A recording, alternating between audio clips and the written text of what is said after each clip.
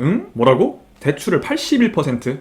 40%도 아니고 50%도 아니고 70%도 아니고 81%? 그것도 서울에? 서울은 투기과열지구라 대출한도 40%잖아. 상암동 이런 곳에 분양하는데 대출이 81%라고? 이게 뭔 소리야? 거기다가 추첨 100%로 선발하고 소득도 연간 1억 2천만 원 이하면 오케이. 이제는 놀랍지도 않은 5억에서 8억의 시세 차익은 덤으로 누릴 수 있는 그런 청약 제도를 정부가 도입합니다. 뭐야 이거 모두의 부동산 드디어 사기치기로 한 거냐? 진짜 이게 맞아? 놀랍지만 다 맞습니다. 바로 지분 적립형 분양주택인데요. 들어보신 분들도 있으시죠? 이 제도의 메커니즘을 오늘 이해하시고 나면 여기 적혀있는 이 문구들, 이 문구들이 모두 사실임을 이해하실 수 있을 거예요. 앞으로 제가 약 한 15분간 여기 있는 이 5개의 문구, 이 5개의 문구들이 모두 사실임을 여러분들께 증명해드리겠습니다. 먼저 좋아요 한번 눌러주시고요. 영상 끝까지 시청하시면서 이 지분 적립형 분양주택이 뭔지, 어떤 기회가 있는 건지 모두의 부동산과 함께 알아보겠습니다.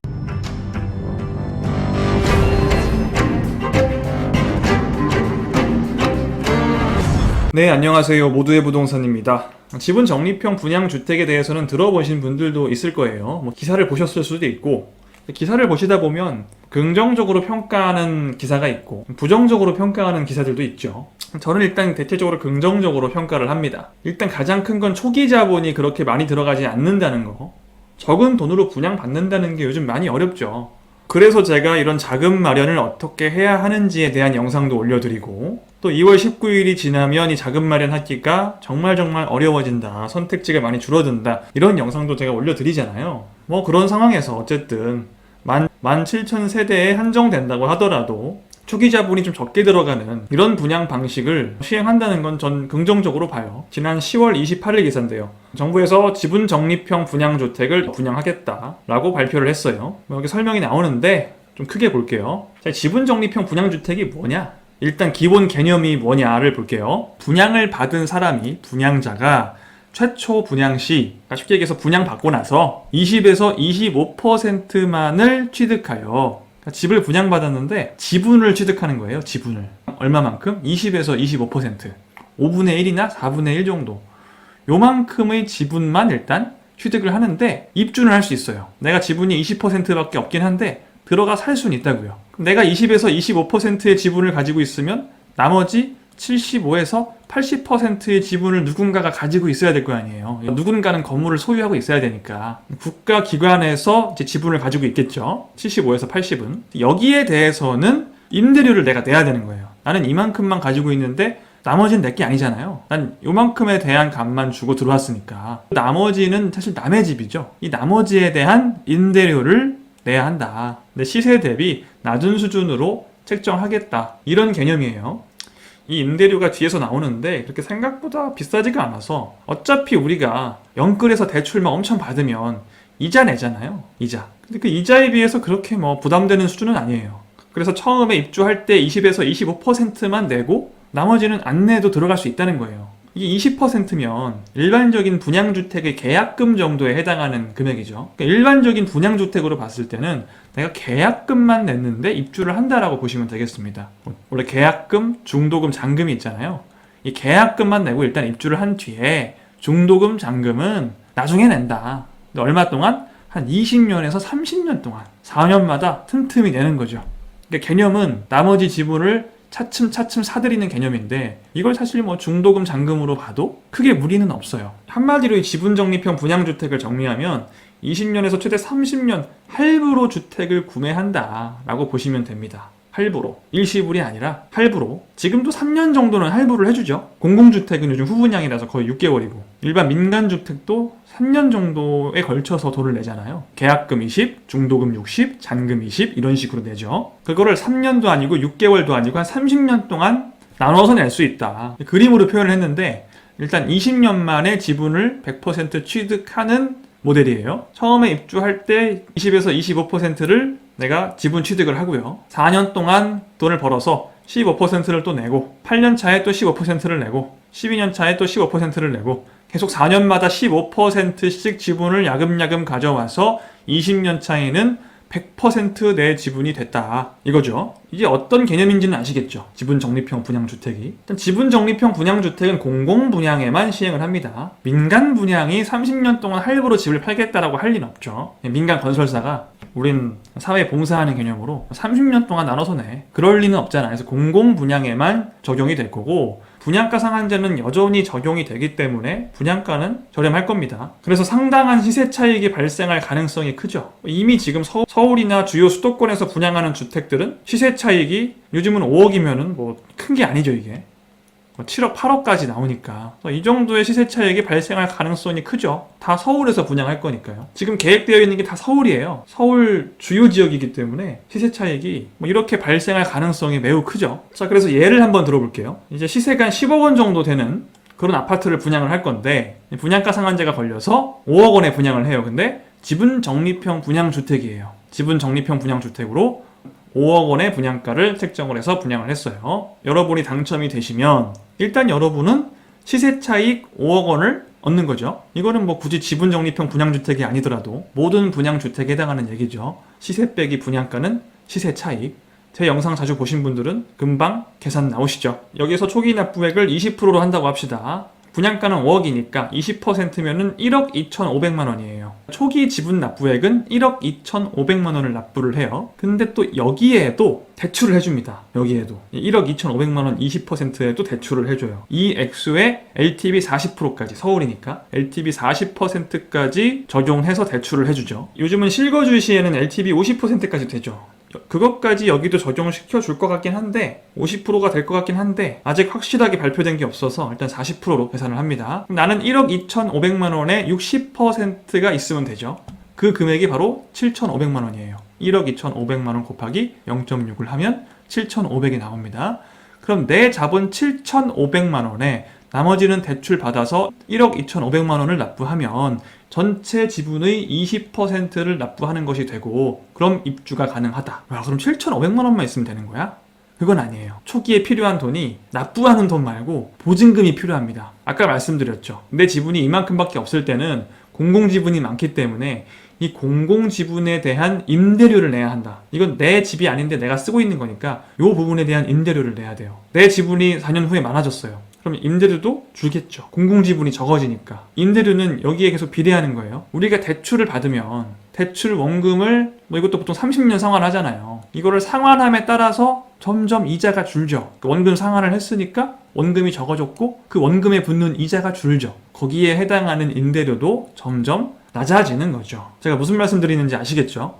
근데 그 임대료만 내야 되는 게 아니고 초반에 임대보증금을 내야 됩니다. 정부에서는 분양가 5억 정도면 임대보증금이 한 1억 정도 될 것이다 라고 했어요. 그럼 이것만 필요한 거 아니네. 1억 원 더 필요하네. 그럼 1억 7,500만 원이 일단 있어야 되네. 근데 이 임대보증금 1억 원은 이건 보증금이잖아요. 여러분 전세를 들어가실 때나 행복주택에 들어가실 때나 이런 보증금은 대부분 대출이 돼요. 보통 80% 이상 됩니다. 더 될 수도 있어요. 그래서 이 임대보증금 1억 원에 대해서는 일단 80% 대출을 한다고 생각을 해봅시다. 내가 돈이 부족하면 대출해야 되니까. 대출을 안 해도 되시는 분은 이것도 하실 필요 없고 이것도 하실 필요 없는 거예요. 그건 알아서 하는 거죠. 나는 돈이 없어서 해야 될 것 같아. 그러면 80% 대출 받고 이 보증금을 내기 위한 내 자본은 2천만 원만 있으면 되는 거죠. 그럼 이 초기 납부액 20%를 위한 내 자본은 7,500이 필요하고 보증금을 내기 위한 내 자본은 2천만 원이 들어가니까 총 얼마예요? 더하면 9,500만 원.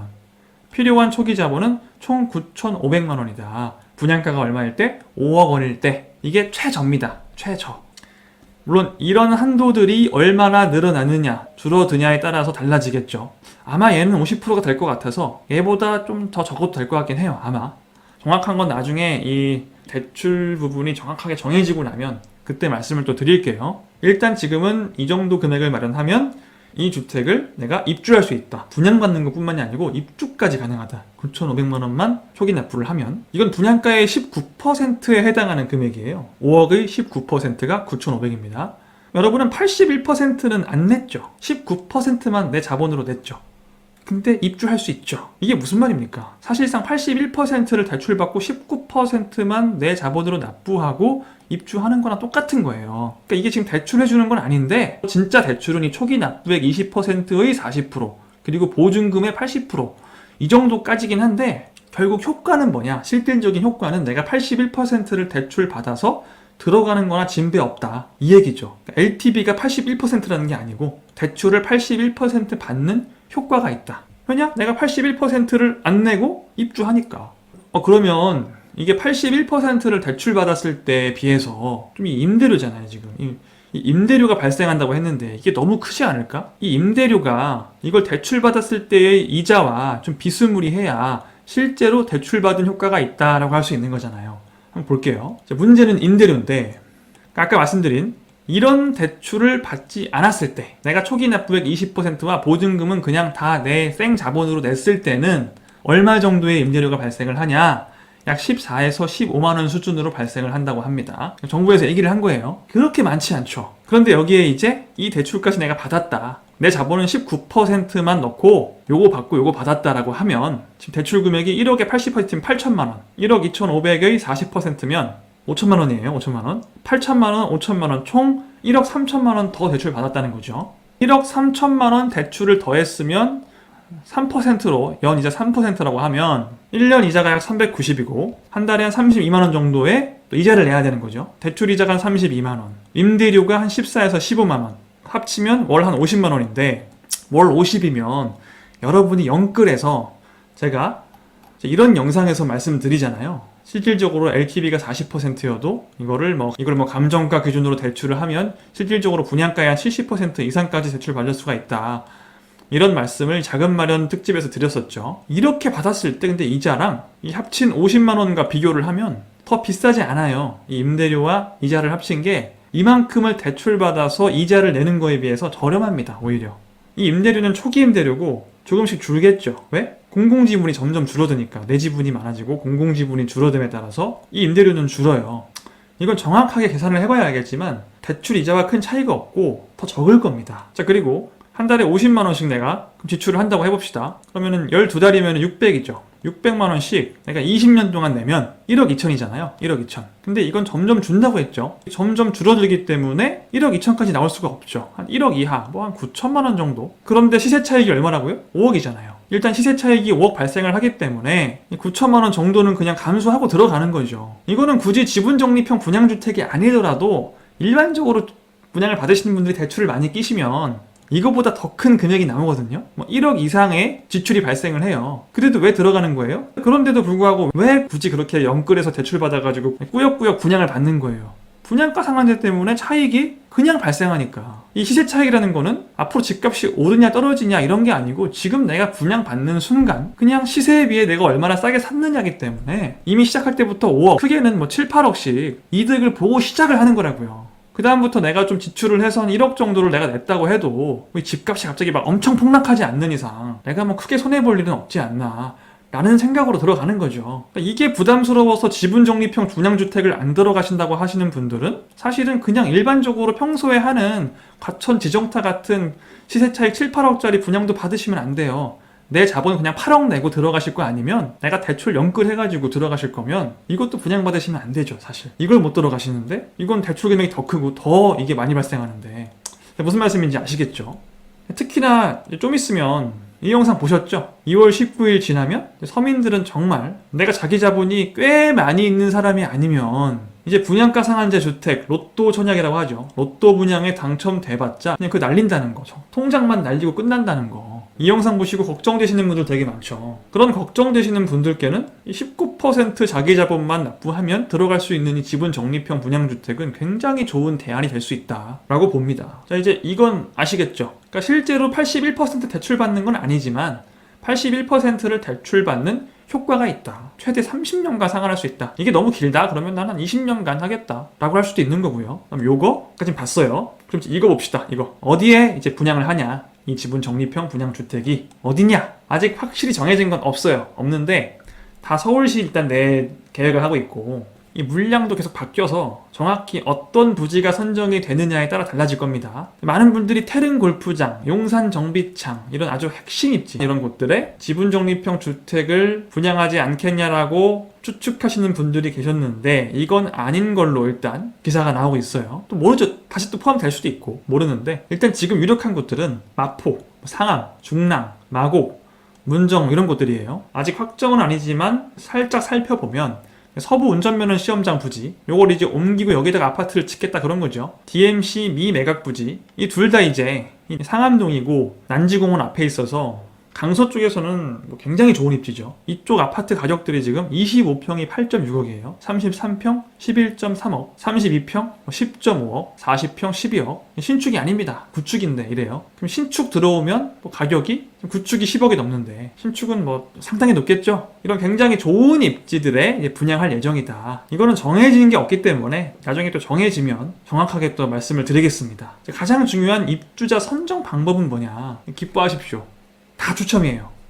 가점 이런 거 없어요. 통장 가액 이런 거 없습니다. 아니, 통장이 필요가 없습니다. 청약통장이 청약통장으로 하는 게 아니에요. 그러니까 기존의 공공분양은 그 청약통장으로 하잖아요. 거기서 통장 가액이 얼마냐, 1,800만 원이냐, 2천만 원이냐 이런 걸로 나누고, 이 지분 적립형은 그런 거 하지 말고 화끈하게 추첨으로 가자. 전부 다 추첨. 그런데 이제 모든 사람이 또 100% 평등하진 또 않아요. 어쨌든 이제 공공주택이기 때문에 좀 신혼부부, 생애 최초 이런 분들한테, 결혼을 한 젊은 부부들한테 많은 기회를 주죠. 전체 물량의 70%를 특별 공급으로 해서 신혼부부 생애 최초. 이 자격 같은 경우에는 원래 신혼부부 청약하는 그 자격이에요. 생애 최초도 원래 생애 최초 특별 공급에 청약할 수 있는 그 조건. 제가 이 생애 최초 특별 공급 같은 경우에는 자격이 굉장히 복잡해서 따로 자격 조건을 영상으로 만들어서 올려드렸죠. 그 지원 자격에 대한 영상은 제가 고정 댓글에 링크로 달아두겠습니다. 신혼부부나 생애 최초는 특별공급 70%를 배정해주고, 이것만 하긴 좀 그러니까 30%는 이렇지 않은 분들에게 배정을 해줍니다. 소득에 따라서, 이 안에서도 소득에 따라서도 나눠요.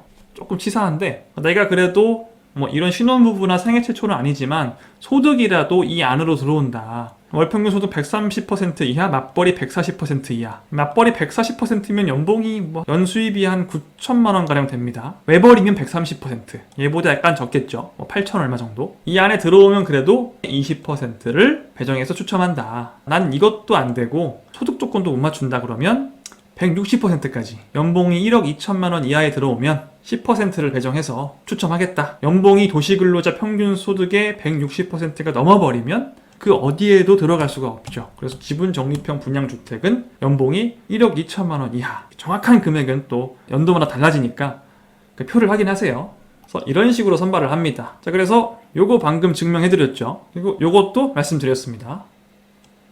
요것도 말씀드렸죠. 다 말씀드렸죠. 5개 다 사실임을 제가 입증한다고 말씀드렸어요. 그래서 요약을 해보면, 자, 기존의 분양 방식은 분양받으면 계약금 20% 내고 이후 6개월이나 한 3년 안에 중도금과 잔금을 납부하고 입주하는 방식이었는데, 이 대출 한도가 수도권 대부분이 이제 40%잖아요. 다투기가율 지구되고 대출 한도를 막다 보니까 서민들은 시세 차익 7억, 8억씩 하는 이런 주택들이 너무너무 들어가고 싶어도 들어갈 수가 없었어요. 그래서 이런 영상도 있고 이런 영상도 나오는 이유가 그거예요. 근데 지분 적립형 분양주택은 분양받으면 최저 19%의 자기 자본만 납부를 하고 그냥 입주를 합니다. 그러니까 일반 분양으로 치면은 계약금만 내고 그냥 입주한다, 이런 개념이죠. 이것만 내가 마련하면 입주를 할 수 있다는 거예요. 얼마나 큰 메리트입니까? 그다음에 이후 20-30년 안에 할부로, 3년이 아니고 20년에서 30년 요 안에 중도금과 잔금이 있진 않지만 마치 중도금과 잔금을 납부하는 것과 같다. 30년 동안 나눠서 내가 19%의 분양 대금만 납부하고 입주하면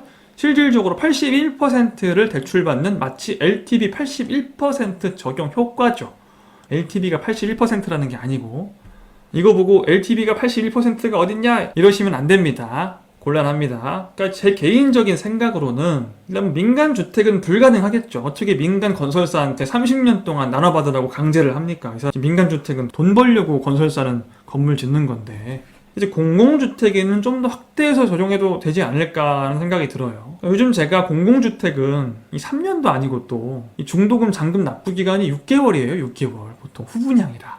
이 돈을 낼 시간이 너무 짧죠. 그래서 제가 이런 영상도 만들었잖아요. 오늘 이렇게 소개해드리는 영상들은 다 이렇게 고정 댓글에 달아둘 테니까 참고하시기 바랍니다. 후분양일 때 어떻게 자금 마련을 해야 되냐, 이게 너무 어려우니까 거기에 관련한 영상까지 제가 찍었는데, 이 지분 적립형 분양주택은 이런 고민을 할 필요가 없어요. 너무 좋죠. 그러니까 서민들도 계약금 정도만 마련하면 머리 싸매지 않아도 공공분양주택에 입주가 가능해진다. 전 개인적으로 좀 더 많은 공공분양주택에 이 방법을 도입해도 괜찮지 않을까. 정말 난 돈이 없어서 뭐 이자, 임대료 이런 것보다도 현재 자금 자체가 부족해서 이건 어떻게든 돈 벌어서 갚고 나중에 시세 차익으로 내가 보상받으면 충분한데 현재 자금이 없어서 이런 영상 보시면서 고민하고 있는 분들에게 이런 방법이 필요 없는 그런 날이 오게 할 수 있는 방법이 바로 이 지분적립형 분양주택이라고 봐요. 그래서 이 지분적립형 분양주택에 대해서는 평가가 좀 상반되게 나뉘는데 전 개인적으로 괜찮다고 생각합니다. 기존의 분양받는 방식에 비해서 단점도 있죠. 이제 지금 나오는 얘기로는 10년 전매 제한을 걸어서 10년 전에 팔면 시세 차익에 대한 부분을 이제 못 가져가게, 시세 차익을 못 올리게 해버리고 이 10년에서 20년 사이에 내가 대금을 다 납부하기 전까지 내 지분이, 그러니까 아직 공공지분이 남아있는 상태에서 집을 팔면 이 지분에 따라서 시세 차익을 나눈다. 합리적이죠. 내 지분이 70%고 공공지분이 30%예요. 한 15년 차에 내가 15년간 납부를 해서 내 지분이 70% 있고 공공지분이 30%면 시세 차익이 8억 났어요. 그러면 그 중에 70% 내 지분에 대한 건 내가 가져간다는 거예요. 이게 맞죠? 다 가져갈 수는 없잖아요. 30%는 내 지분이 아닌데. 이런 식으로 하는 방안들이 논의가 되고 있는데 정확히 어떻게 될지 모르겠어요. 지분적립형 분양주택은 지금 시행을 하고 있는 분양 방식이 아니에요. 시범적으로 서울의 특정 지역에 이제 분양을 할 텐데 이게 좀 성공적으로 좋은 평가를 받으면 앞으로 좀 더 확대가 될 수도 있지 않나 생각합니다.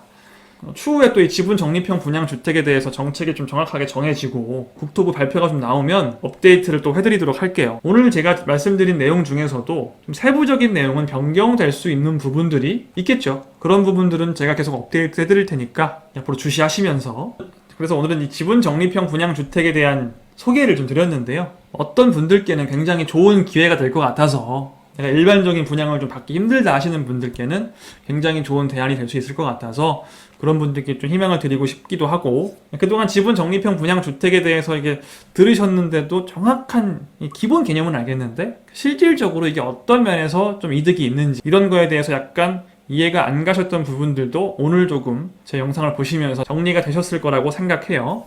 네, 이만 마치고요. 앞으로도 또 이런 좋은 기회들이 있으면 빠짐없이 우리 구독자 여러분들께 소개해드리고 여러분이 하나라도 더 기회를 잡으실 수 있도록 노력하려고 합니다. 오늘 등장했던 이런 영상들은 고정 댓글에 링크로 달아두겠습니다. 네, 모두의 부동산이었습니다. 구독 한번 눌러주시고요. 다음 시간에 만나요.